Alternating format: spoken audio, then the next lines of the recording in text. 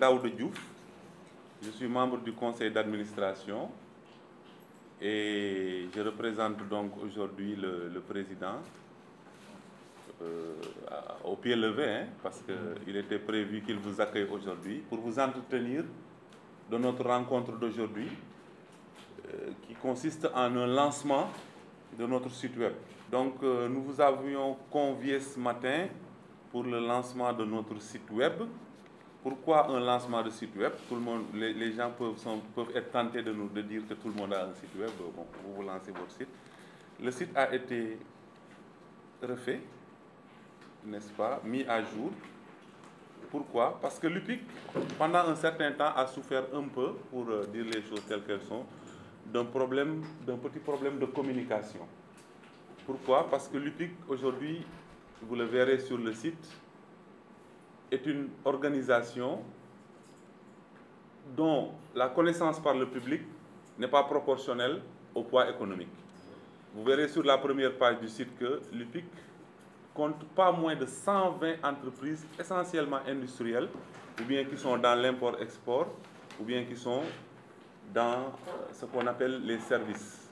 C'est le premier P de l'UPIC qui est prestataire. Et pour ces raisons-là, il fallait, à un moment donné, sous l'impulsion de M. le Président du Conseil d'administration, M.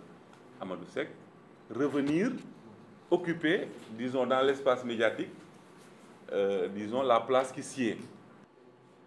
Ce qu'il faut noter, c'est qu'il y a plusieurs comités ou bien commissions au niveau de l'UPIC. Et donc, on a représenté ces différentes commissions avec un onglet. Et à terme, c'est de pouvoir remplir ces différents onglets, donc ces différentes pages-là, avec les activités qui ont lieu au niveau de chaque commission. Donc là, vous avez les commissions. Et comme je l'ai dit tout à l'heure, vous allez y faire un tour. C'est important que je ne vous donne pas tous les détails pour pouvoir vous pousser à aller faire un tour sur le site. Après le menu activité, on a le menu membres. Donc l'objectif de ce menu, c'est d'avoir un annuaire des différentes entreprises membres de l'UPIC. Mais pour le moment, comme on était un peu quand même, pas en retard, mais voilà, on voulait quand même avoir la liste des entreprises, on a mis un tableau, un simple tableau qui liste les différentes entreprises membres. Mais à terme, ce qu'on va mettre sur cette page, c'est un annuaire.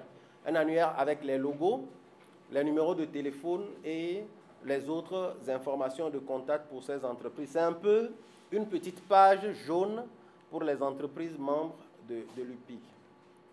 On a aussi mis de la sécurité derrière. Donc, on a mis un pare-feu à l'intérieur du site pour éviter, disons, les accès par des logiciels qu'on appelle les brute force, par exemple. Donc, ce sont des logiciels qui essayent des combinaisons de mots de passe et de login pour pouvoir rentrer à l'intérieur du site.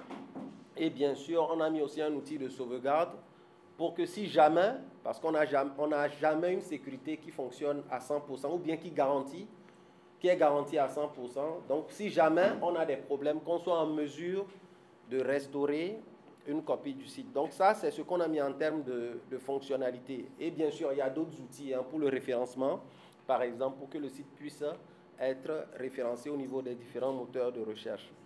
C'est vrai, quand il présentait, j'étais à l'aise, puisque c'est facile et puis c'est clair. Les Anglais, ils disent il faut au moins deux choses. Il faut des user-friendly. Quand on le manipule, ça doit être facile. Parce qu'une machine, c'est censé aider d'abord. Donc, par rapport à l'activité. Et ensuite, c'est reader-friendly. Donc, on peut lire facilement. Donc, je crois que c'est important au niveau de ces éléments-là. Et donc, je vous félicite, je vous remercie. Et je vais insister, c'est le troisième point, sur l'actualisation des données. Moi, personnellement, j'ai horreur de sites web qui ne sont pas actualisés au-delà de 3 mois. Alors, en général, si j'ai un partenariat qui vient d'une institution qui a un site web qui n'est pas actualisé depuis, on va dire, 6 mois maximum, donc moi, je ne regarde pas le reste, parce que c'est un signe de sérieux, c'est un signe donc de proximité dans le monde de la communication, notamment dans le cadre de l'informatique et dans le monde actuel. c'est la proximité et c'est le sérieux, c'est la prégnance qu'il faudrait avoir. Et donc, j'insisterai beaucoup sur l'actualisation. Le troisième ou quatrième point sur lequel je vais insister, je vais parler, c'est donc sur la documentation. Je crois que, bien entendu, nous ne sommes pas venus ici pour lire tout le site web, comme il a indiqué. Alors, ce sera fait après dans le cadre de nos différentes fonctions. Mais il faut tout faire pour que, en lisant le site web, qu'on ne puisse pas après téléphoner à l'UPIC. Mais, M. Ba, M. Daouda, il faudrait, et là, c'est une tâche partagée, parce que c'est vous qui nourrissez donc, la chaîne informatique. Donc, je vous exhorte vraiment à faire en sorte que toute la documentation, bien entendu, on ne parle pas des bilans et des autres pièces comptables qui font l'objet de confidentialité. Mais en tout cas, tout ce qui doit être donc, suivi par le public, comme on dit, il ne doit pas y avoir de walk-up, quoi. Il ne doit pas y avoir de est-ce que. Ça doit vraiment venir à ce niveau-là. Daouda a parlé quelque chose, bon, c'est vrai, c'est l'enseignant qui est taquiné, qui est interpellé. La formation, je crois que c'est très important. Ici, on est dans l'information, mais la formation est à la base et aussi pendant et après. Et donc, je suis heureux que l'administrateur de l'UPIC en ait parlé. Et bien entendu, dans le cadre de notre partenariat, et donc ce sont des éléments sur lesquels nous allons travailler. Ce qui débouche sur le cinquième point concernant la communication. Non seulement il faudrait que vous, en tant qu'UPIC, vous puissiez vous rapprocher de personnes et ou de structures comme M. Faye et le Tête Pointe, mais également il faudrait faire en sorte de résorber ce déficit de communication que vous avez signalé pour faire en sorte non seulement donc, de faire vivre le site web, mais de tout faire pour que, au niveau de vos membres, parce qu'il y a la communication externe, il y a la communication interne au niveau des membres, par rapport à certaines thématiques, notamment la ZLECAF. Je sais que, je salue, devant ici vous-même, en tant que représentant, en tant qu'administrateur, je salue la présence, l'efficacité et l'expertise de Djibril dans les négociations ZLECAF. Moi, quand je le rencontre à Addis Abeba ou à Abuja, il me donne même de l'argent. Alors, tellement il est respectueux et tellement il est plein de sollicitude à ce niveau-là, mais surtout, il travaille, il vous défend. Ça, vraiment, je crois que c'est quelque chose qui est très important à souligner. Et donc, il faudrait faire en sorte que donc, cette communication, notamment sur les questions de la ZLECAF, ce n'est pas ZLECAF en tant que tel, mais compte tenu de l'UPIC, il y a au moins 2 éléments qui vous intéressent, au plus haut point, ou 3. Le premier, ce sont les règles d'origine. Vous devez quitter les 60 milliards, les 1500 milliards de chiffre d'affaires. Ça, vous le faites au Sénégal. Bon, je ne vais pas le calculer comme ça, mais c'est juste pour donner, pour faire réagir, pour faire choc. Maintenant, vous avez la possibilité de faire 1500 fois 54.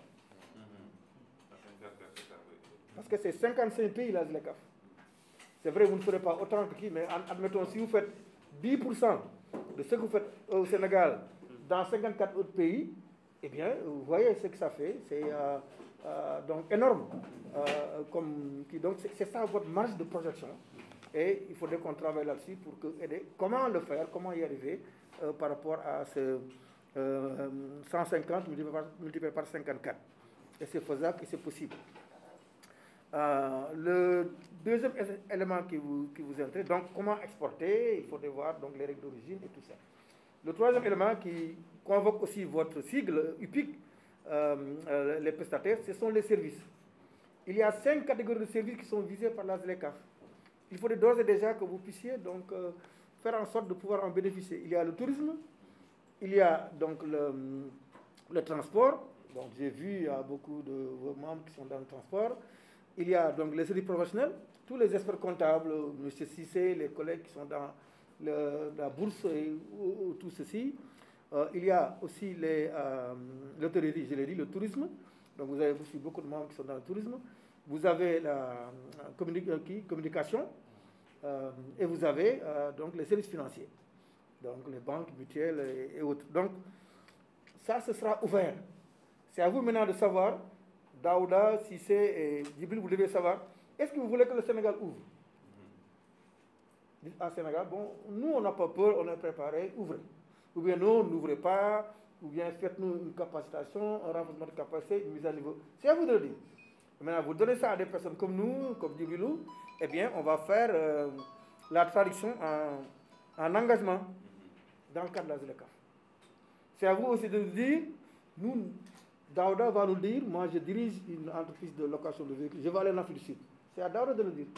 Si c'est va me dire, devrait nous dire, enfin l'État, je parle de l'État, donc moi je veux m'installer au Cameroun, mais ça fait 5 ans, je rencontre des difficultés. Eh bien c'est le moment. Maintenant c'est la mise à plat pour tous ces 5 secteurs-là. Et il faudrait en profiter. Donc tout ceci doit faire l'objet d'une communication pour qu'on puisse savoir, comme dans le cadre de l'élaboration d'une pièce comptable, d'un document comptable, vraiment l'approche A à Z par rapport à cela. Le troisième élément qui vous intéresse dans la ZLECAf, c'est les investissements. Vous avez 100 milliards d'investissements, vous avez dit, Daouda. Eh bien, là aussi, c'est 100 milliards fois 54, ou bien on va dire 10% de 100 milliards, c'est 6 milliards fois 54. Donc, c'est autant. Et quand on voit ça, et c'est là où je vais terminer, quand on voit ça, c'est votre participation qualitative à la transformation structurelle de l'économie, à ce qu'on veut faire dans le cadre de la relance, à ce qu'on veut faire dans le cadre de la gestion post-Covid. Mais également et surtout, votre chiffre d'affaires et vos emplois, plus de presque 22 000 emplois, mais vous devez pouvoir aussi jouer dans ce qui se passe. Et je convoque l'actualité. Barça ou Barça, c'est les jeunes. Et donc, vous êtes des PME, vous êtes des PMI, vous êtes de grandes entreprises, vous êtes des multinationales. Donc, tout ceci doit faire en sorte d'aider à contribuer à la transformation de l'économie dans le cadre du plan de relance et dans le cadre du PSE, mais également et en particulier aider les jeunes et les femmes à vraiment faire en sorte que donc, ces négativités-là soient de vieux souvenirs pour nous. Et bien entendu, à ma qualité d'enseignant, je puis parler pour moi, mais également à ma qualité de conseiller spécial du président de la République sur les questions de commerce et d'investissement. Sachez que vous aurez une oreille tout à fait attentive à ces revendications et je voulais vraiment vous remercier et vous féliciter. Merci. Merci.